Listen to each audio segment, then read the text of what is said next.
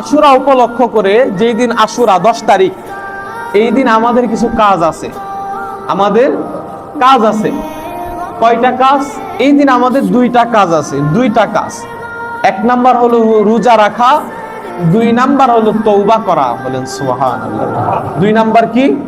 তওবা করা। তওবাটা এখানে কেন আসলো? তিরমিজির 741 নাম্বার হাদিস শরীফের ভিতরে আসছে, হযরতে আলী রাদিয়াল্লাহু তাআলা আনহু তিনি হাদিসটা বর্ণনা করেছেন।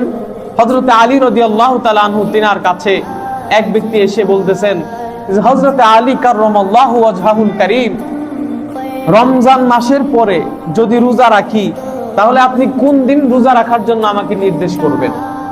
আলী রাদিয়াল্লাহু তাআলা আনহু বলেন, একদিন আমি বসা ছিলাম, আমি দেখতে পেলাম এক ব্যক্তি হুজুর পূর্ণ সাল্লাল্লাহু আলাইহি ওয়াসাল্লামকে বলতেছেন, হুজুর রমজান মাসের পরে আমি রোজা রাখবো, কোন মাসে আপনি আমাকে রোজা রাখার জন্য নির্দেশ করবেন?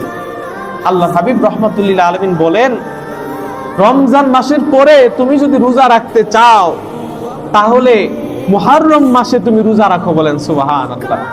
কারণ কি? কেন মুহররম মাসে হুজুর রোজা রাখবো?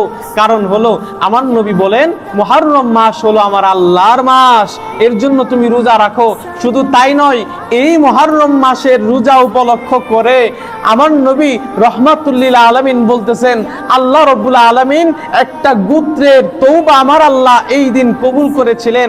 অতএব তোমরা যদি এই দিন তওবা করো, আমার আল্লাহ অন্যান্য গোত্রের তওবা গুলোও কবুল করে নিবে। বলেন সুবহানাল্লাহ।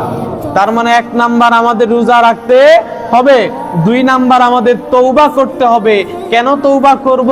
আমার আল্লাহ এই দিন অন্যান্য গোত্রের সমস্ত তওবাগুলো আল্লাহ কবুল করে থাকেন। বলেন সুবহানাল্লাহ। তো আমরা জানলাম তওবা করব।